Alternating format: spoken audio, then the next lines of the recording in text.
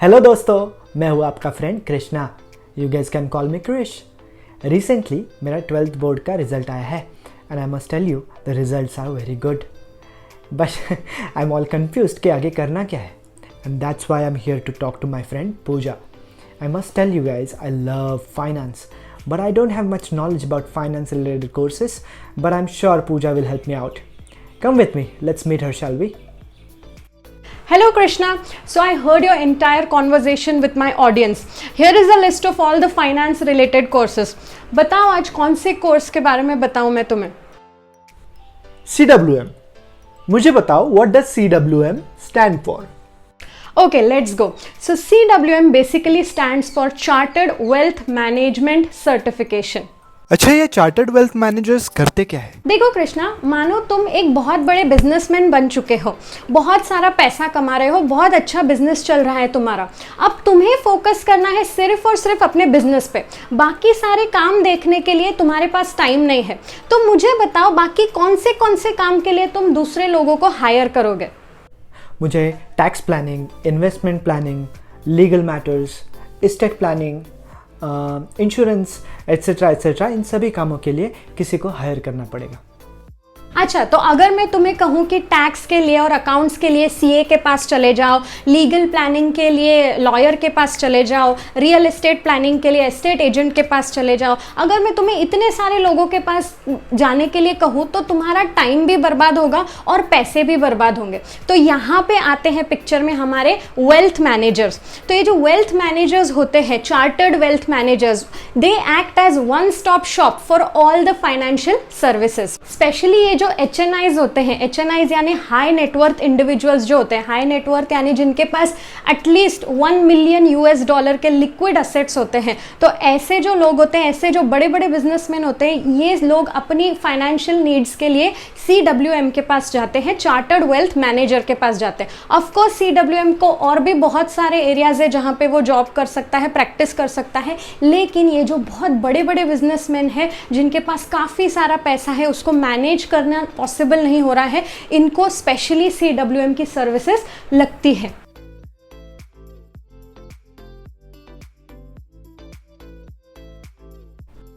Oh, interesting. By the way, this certification is awarded by whom? In India, CWM certification is awarded by AAFMI. AAFMI stands for American Academy of Financial Management, India. Now, AAFMI is affiliated to AAFM USA. इस course में मुझे क्या क्या सीखने को मिलेगा? अरे क्रिश, बहुत कुछ सीखने को मिलेगा। Some of the learning areas include banking, mutual funds, portfolio management, estate planning, international taxation, insurance etcetera. So don't worry.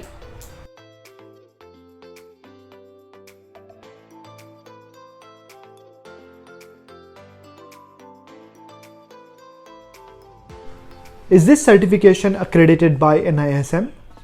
Yes, of course. CWM certification is accredited by NISM under SEBI Investment Advisors Regulations 2013. What is the syllabus of this course? Okay, so there are in all 2 levels of examination under CWM certification program. Level 1 examination is called as foundation level and level 2 examination is known as advanced wealth management. अब आपकी screen पे आएंगे सारे subjects जो कि covered है level 1 और level 2 में।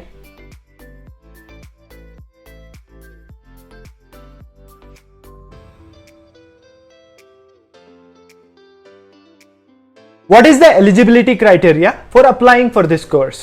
A candidate must be at least 12th passed to apply for CWM certification program. अरे वाह, क्या इसका मतलब मैं अभी एलिजिबल हूँ रजिस्टर करने के लिए? मुझे सर्टिफिकेशन मिल सकता है अभी? रुको क्रिश, तुम एलिजिबल जरूर हो इस कोर्स के लिए, पर सिर्फ एडमिशन लेने के लिए, क्योंकि सर्टिफिकेट तुम्हें सिर्फ ग्रेजुएशन कंप्लीट होने के बाद ही मिलेगा। तो फिर मैं अभी रजिस्टर करूँ या ना करूँ? आई वुड सजेस्ट अभी मत करो, ग्रेजुएशन के बाद ही करो, क्योंकि your registration is valid only for 365 days and more over you will have to complete the entire course within 3 years from the date of first registration.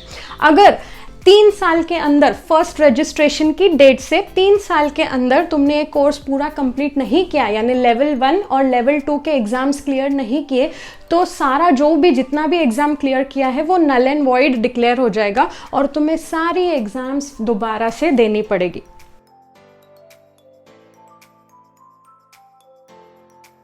Okay, ठीक है, बट फिर भी मुझे बताओ, how can someone register for this course? So basically there are two modes of registration for CFP certification program. In modes को हम नाम देते हैं pathways. तो 2 pathways हैं, compulsory pathway and experience pathway. अब compulsory pathway के बारे में पहले बात करते हैं। तो who is eligible to register under compulsory pathway? Who has cleared his 12th examination. अब यहाँ पे उनको work experience चाहिए, compulsory pathway में work experience चाहिए but less than 3 years, और prior work experience की कोई ज़रूरत नहीं है। प्रायर यानी ऑफ कोर्स अब 12th के पहले यूजुअली किसी के पास कोई वर्क एक्सपीरियंस नहीं होता है, तो वर्क एक्सपीरियंस चाहिए 3 साल से कम का, पर वो रजिस्ट्रेशन होने के बाद भी कैंडिडेट कर सकता है। यहाँ पे कंपलसरी पाथवे में कैंडिडेट को दोनों लेवल के एग्जामिनेशन देने पड़ेंगे, यानी लेवल 1 एंड लेवल 2। अगर हम बात करें एक्सपीरियंस पाथवे की, तो एक्सपीरियंस पाथवे के लिए एलिजिबिलिटी क्राइटेरिया है ग्रेजुएशन, यानी candidate should be at least graduate. और वर्क एक्सपीरियंस की अगर हम बात करें तो 3 या 3 से ज़्यादा साल का वर्क एक्सपीरियंस यहाँ पे चाहिए। प्रायर वर्क एक्सपीरियंस भी चाहिए, मिनिमम 3 इयर्स का। प्रायर यानी कोर्स में रजिस्टर करने के पहले भी मिनिमम 3 साल का वर्क एक्सपीरियंस यहाँ पे चाहिए। यहाँ पे बेनिफिट ये मिलता है कि अब देखो ग्रेजुएशन हो चुका है, कोई फाइनेंस रिलेटेड कोर्स हो चुका होगा, तो यहाँ पे एक बेनिफिट मिलता है कि लेवल 1 की एग्जाम कैंडिडेट को देनी नहीं पड़ती है। Candidate has to appear only for level 2 examination. क्या किसी भी फील्ड का एक्सपीरियंस चलेगा? नहीं, वर्क एक्सपीरियंस सिर्फ और सिर्फ ऐसी फील्ड में चाहिए which is related to wealth management और some kind of financial service. Okay, what is the pattern of examination for level 1 and level 2? अच्छा, टाइप ऑफ क्वेश्चन होता है लेवल 1 में MCQ टाइप्स एंड लेवल 2 में भी MCQ types. Duration level 1 का होता है 2 आवर्स का, लेवल 2 का होता है 3 आवर्स का। नंबर ऑफ क्वेश्चंस लेवल 1 में होते हैं 55 एंड लेवल 2 में होते हैं 85। नेगेटिव मार्किंग दोनों ही लेवल्स में नहीं है एंड पासिंग क्राइटेरिया है 50% of the total marks. Okay, what is the fees structure? Compulsory pathway की अगर हम बात करें तो फीस का स्ट्रक्चर है, registration fees plus online courseware के लिए हमको पे करने पड़ेंगे 20,000 प्लस 18% GST। और अगर पेपर बुक्स भी चाहिए, उसके साथ पेपर बैक बुक्स का सेट भी चाहिए, तो उसके लिए एडिशनल 4,000 प्लस 18% GST पे करना पड़ेगा। यानी अगर आपको registration fees plus online courseware plus book set चाहिए तो आपको 24,000 प्लस 18% GST पे करना पड़ेगा under compulsory pathway. Exam fees की अगर हम बात करें तो लेवल 1 के लिए पे करना पड़ेगा 3,000 प्लस 18% GST और लेवल 2 के लिए भी सेम है 3,000 प्लस 18% GST। अगर हम बात करें एक्सपीरियंस पाथवे की तो बाकी सारा सब सेम है, रजिस्ट्रेशन फीस ऑनलाइन कोर्सवेयर वही है 20,000 प्लस 18% GST, बुक्स भी साथ में चाहिए तो एडिशनल 4,000 प्लस 18% GST। और एग्ज़ाम फीस की अगर हम बात करें तो आपको याद होगा एक्सपीरियंस पाथवे में लेवल 1 एग्ज़ाम देनी नहीं पड़ती है, तो लेवल 1 की कोई फीस भी भरनी नहीं पड़ेगी, सिर्फ लेवल 2 की फीस भरनी पड़ेगी जो कि सेम है 3,000 प्लस 18% GST। जो एग्ज़ाम फीस होती है वो एग्जामिनेशन के टाइम पे करनी है, रजिस्ट्रेशन के टाइम पे नहीं पे करनी पड़ती है। And what are the learning resources?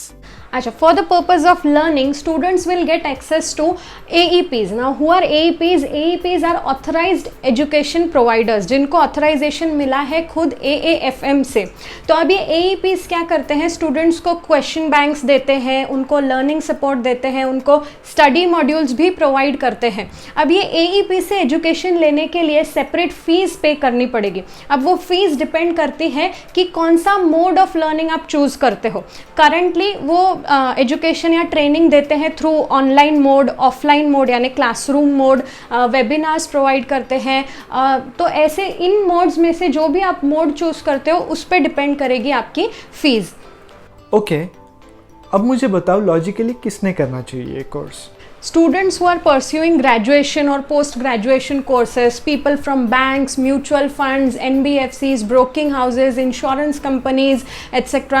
Then who are already business heads at banks, mutual funds, broking houses, etc. Then who are product managers in their companies and they want to learn more about all the technical aspects of the entire company. Then independent investment advisors who are already managing high net worth individuals who wish to enhance their skills, technical skills.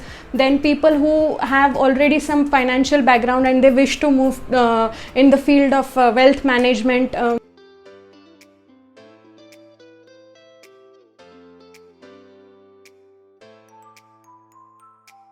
So guys, I hope आपको ये मेरी video पसंद आई है। अगर हाँ तो इस video को लाइक कीजिए, अपने फ्रेंड्स के साथ इस वीडियो को शेयर कीजिए और मेरे चैनल को सब्सक्राइब कीजिए, क्योंकि ऐसे कोर्स रिलेटेड वीडियोस मैं रेगुलरली पोस्ट करती हूँ अपने चैनल पे। अगर आपको कोई क्वेरी है इस कोर्स के रिलेटेड या किसी और कोर्स के रिलेटेड तो आप नीचे कमेंट सेक्शन में मुझसे पूछ सकते हैं या फिर मेरे इंस्टाग्राम पेज या फेसबुक पेज पे मुझे DM कर सकते हैं। Until we meet again, take care.